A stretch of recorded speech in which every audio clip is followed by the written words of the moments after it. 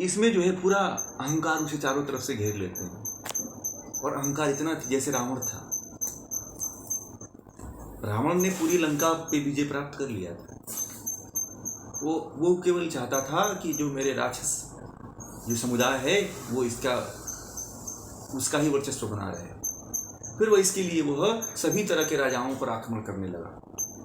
अहंकार बढ़ गया ना, स्वस्वामी का उसको अहंकार हो गया कि मैं ही हूँ। वहाँ पे तो उसने अपना वर्चस्व जमा लिया, और वहाँ पे जमा लिया तो उसको अहंकार हो जाता है और वो पाप करने के लिए प्रवृत्त हो जाता है। उसने 15-16 शादियाँ तो किया ही था रावण। फिर जो है उसकी प्रवृत्ति नहीं मानती है और वो फिर जो है सीता का हरण करता है।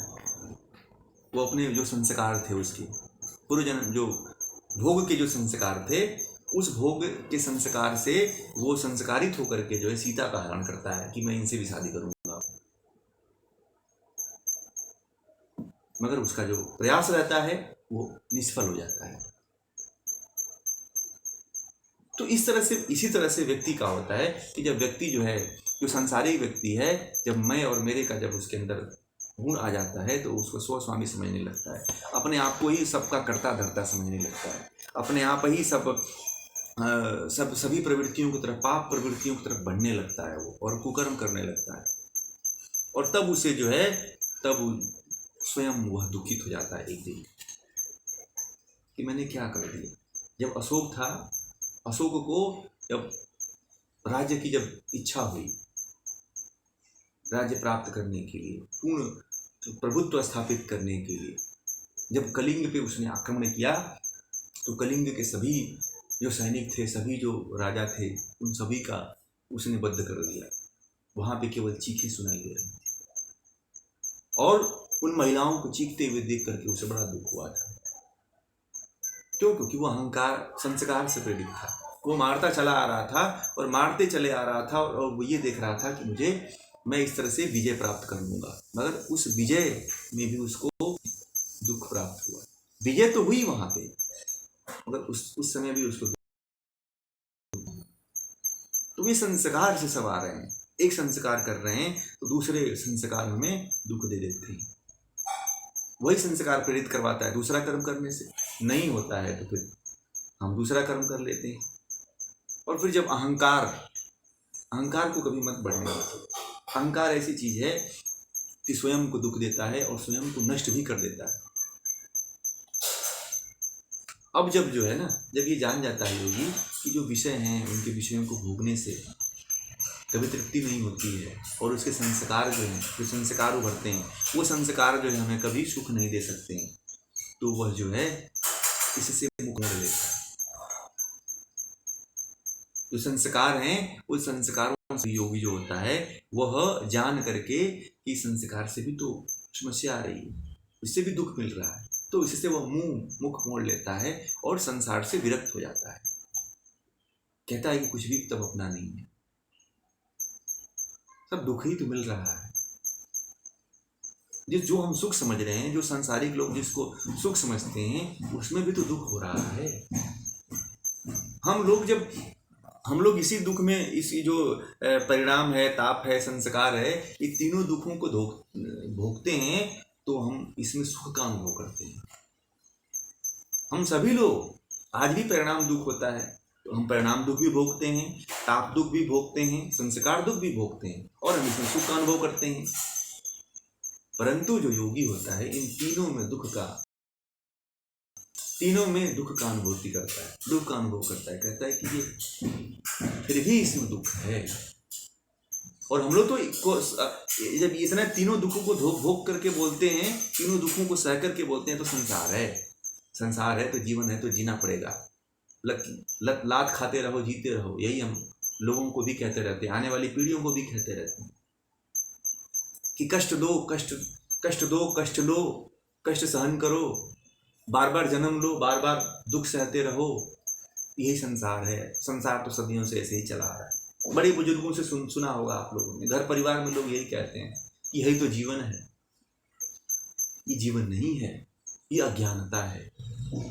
इससे ऊपर उठिए, इस जो कथन है, जो अनादिकाल से जो लोग कहते चले आ रहे हैं कि ये जीवन है, ये तो भोगना पड़ेगा, संस्कार दुख भोगना पड़ेगा, ताप दुख भोगना पड़ेगा, परिणाम दुख भोगना पड़ेगा, तो उनको ये समझा दीजिए कि ये आपकी भूल थी जो हमें आप सिखाते चले आए।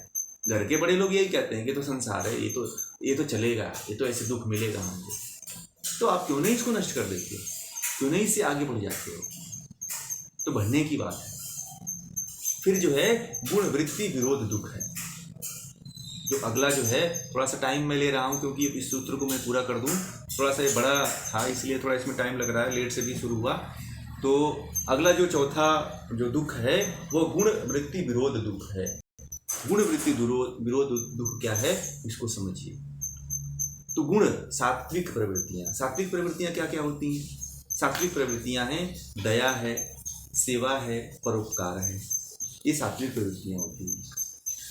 अच्छे जो भी आप कार्य करते हैं वो सात्विक प्रवृत्तियाँ होती हैं। गुण मतलब गुण में सात्विक और राजसिक और तामसिक जो प्रवृत्तियाँ होती हैं उसमें व्यक्ति चोरी करता है, छल कपट करता है, मोह करता है, क्रोध करता है, ईर्ष्या करता है, द्वेष करता है, ये राजसिक और तामसिक गुणों से उत्पन्न होते हैं। तो कह रहे हैं कि इसमें जो है ये जो गुण हैं इसमें परस्पर विरुद्ध स्वभाव होने से टकराव होता है। जैसे सत्व का जो स्वभाव है अलग होता है, रज का स्वभाव अलग होता है, तम का स्वभाव अलग होता है।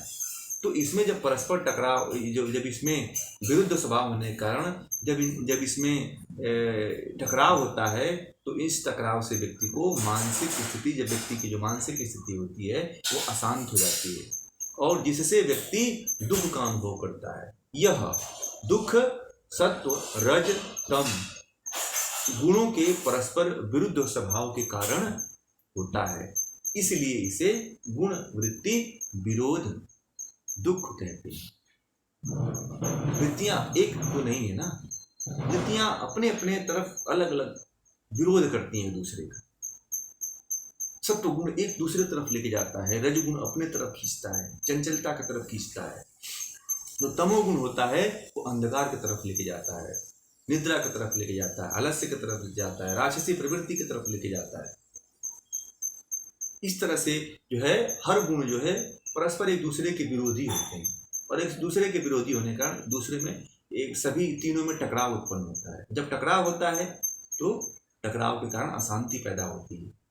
वो इंसान में होता है, इनमें नहीं होता है। हमारे बीच, हमारे शरीर में, हमारे चेतना में वो तीनों गुण विद्यमान है, हमारे मन में वो विद्यमान है वृत्तियाँ, गुण जो है, और उनका टकराव जो है जब परस्पर विरोधी होने के कारण इनमें टकराव जब होता है तो हमें अशांति महसूस होती है।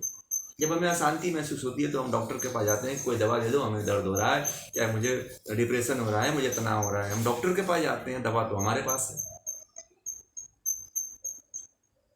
तो वृत्तियों के परस्पर टकराव के कारण हमें कष्ट होता है, पीड़ा होता है, अशांति उत्पन्न होती है। जब अशांति उत्पन्न होती है तब हमें जो है इन गुणों के कारण, सत्वरजतम गुणों के कारण जो है हमें दुख होता है और यही दुख जो है गुण वृत्ति विरोध दुख कहलाता है। अब जो है सत्व गुण का स्वभाव क्या है? सत्व गुण का जो स्वभाव है सुख देना है, और जो सुख कब होता है? जब जो है सुख तभी होता है जब जो है रज और तम न्यूट्रल हो जाते हैं, रज और तम गौण हो जाते हैं और सत्वगुण प्रधान हो जाता है, तब जो है सुख की प्राप्ति होती है। और जब रजोगुण में क्या होता है? रजोगुण दुख का कारण बनता है। दुख का कारण कब बनता है? रजोगुण दुख का कारण कब बनता है? जब जो है सत्वगुण और तमगुण दब जाते हैं।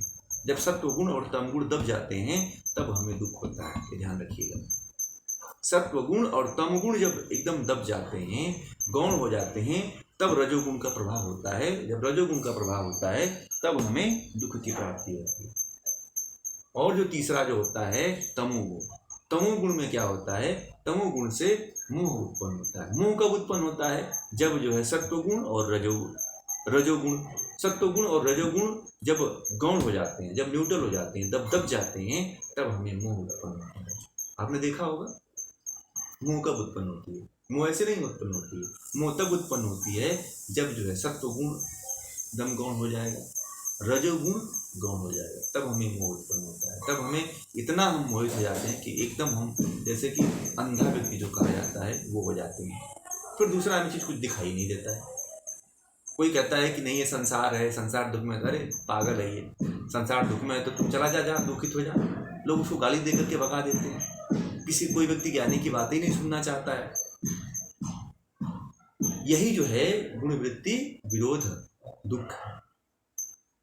और जानते हैं एक बात, इस जो ये जो चारों दुख आपको बताए ना, परिणाम, ताप, संस्कार और गुण वृत्ति, ये चारों दुख किसी कारण होते हैं? अविद्या के कारण। अविद्या ही इनकी जननी है। अविद्या का हमको ज्ञान हो गया, विद्या प्राप्त हो गया, तो हमें ये दुख नहीं उत्पन्न हो गई। और ये जो चारों दुखों को कोई व्यक्ति जान जाता है, कोई योगी जान जाता है, या आप लोग जान जाते हैं, तो उसको जल्दी ही वैराग्य प्राप्त हो जाता है। फिर वो वैरागी हो जाता है। फिर वो संसार को बड़ा हे दृष्टि से देखने लगता है। फिर वो संसार को देखता है कि ये तो फिर इसमें कोई सुख है ही नहीं।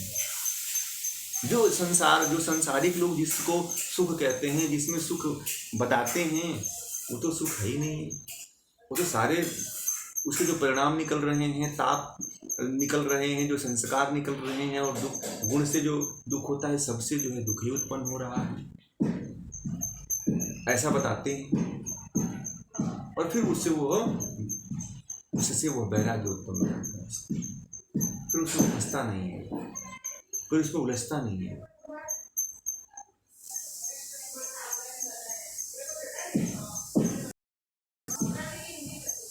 अब जो है अविद्या के निराकरण के लिए सोचता है कि मैं क्या करूं। फिर अविद्या के निराकरण के लिए वो योग दर्शन के शरण में जाता है। फिर उपाय करता है। इन जो अविद्यादि क्लेश हैं, इसको नष्ट करने के लिए वो उपाय करता है। और फिर योग दर्शन में तो ऐसे बताया भी गया है, योग दर्शन में 4 स्तंभ बताए गए हैं कि इसको कैसे दुख को दूर करोगे।